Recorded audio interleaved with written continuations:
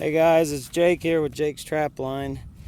Finally out on the line. I thought I would show you all how I do my freeze-proof coyote sets. This is a dirt hole. A lot of people use peat moss. I use peat moss. But peat moss is pretty much primarily for just under the pan because you can't bed it. And I'm going to show you how I do it. I use wax dirt that I make my own. So I've already made my trap bed here. Trap is pretty much bedded. I have my dirt hole. This is my dirt hole set. I'm back about 8 inches or so. It's offset to the right. So I've kind of made the bed.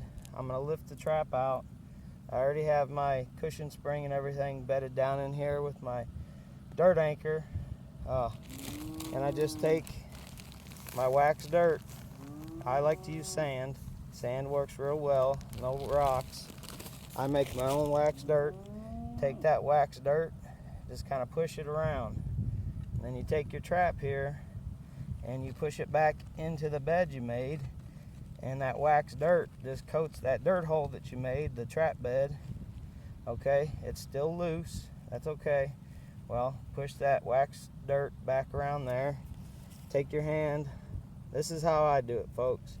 I hold the jaws of my trap and I'm hitting the dirt that's outside the jaws of my trap, and I'm packing it back to my trap to make a tight, firm bed.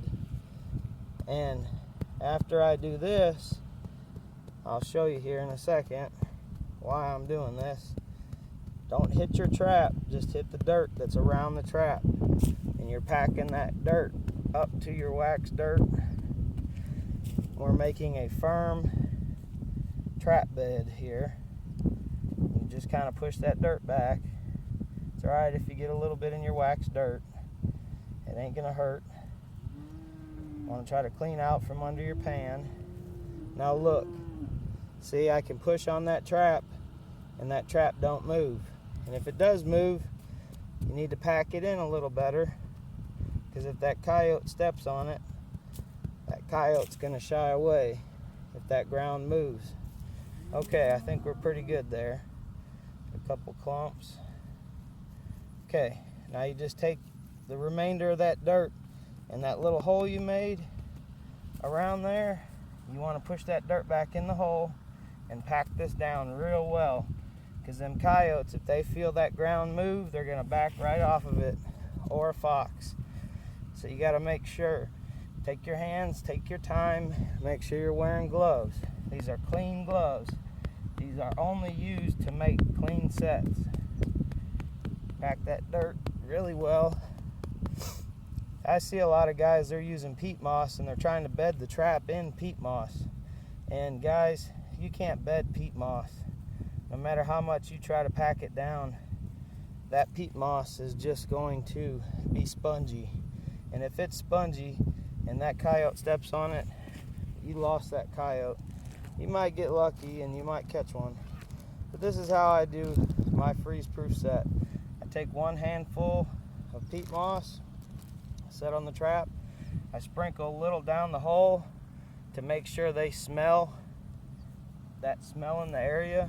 Take a couple handfuls, throw out around your set, you're good.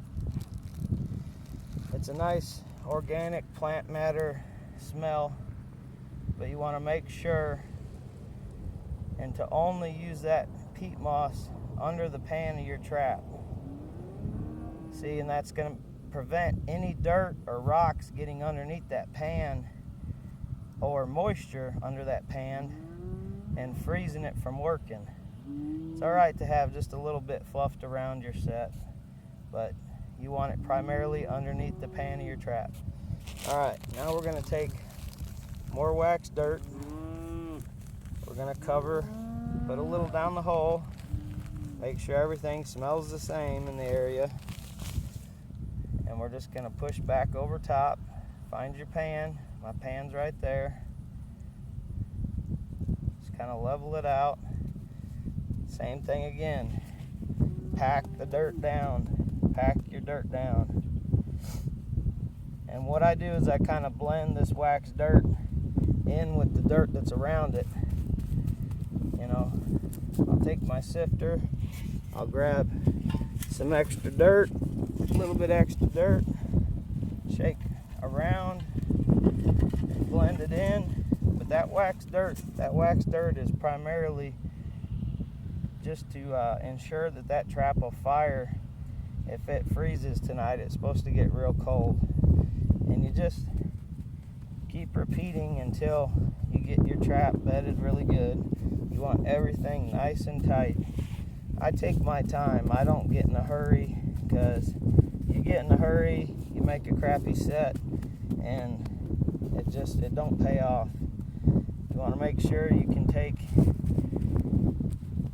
and pack everything all around. Make sure you don't get nothing on top of the pan just yet. Okay. Everything's packed nice and tight. And when you're using wax dirt, if you can see, I kind of have this mounded up just a little bit. The reason for that is I want the water, if it rains, to run off my set. You don't want a big, huge mound, but you want a little mound. I need a little more wax dirt right over top to finish the set. That ought to do it for the wax dirt. And that trap fires real nicely in that wax dirt. It just fires just as fast as it can fire. Okay, that's good. Now I'll pour them clumps back down, blend that back in. It's alright if your site looks nice and messy. That's what you want. But I'm going to take some of this bean stubble here, and I'm going to put it in my sifter, and I'm going to sift right over top where my dirt is, and I'm going to keep sifting until I blend it all in. I want it all to look the same. You guys can kind of get the idea, but just don't go so fast that you're not paying attention to detail, because the better your set looks, the better off you're going to be in the long run. And as you can see, use your clean gloves. My traps are dyed and waxed, and once they're dyed and waxed and dried, I put them in a Ziploc bag. Just make sure you don't get no big sticks or anything on your set, because the coyote don't like to step on things that don't look natural. That's pretty much what I do, guys. I'm not going to bait the hole just yet, because I'm going to make another set over down the road a little bit, and I'm going to come back and I'm going to bait it later. But I hope this helps you out, and rate, subscribe. God bless. Good luck on the trap line.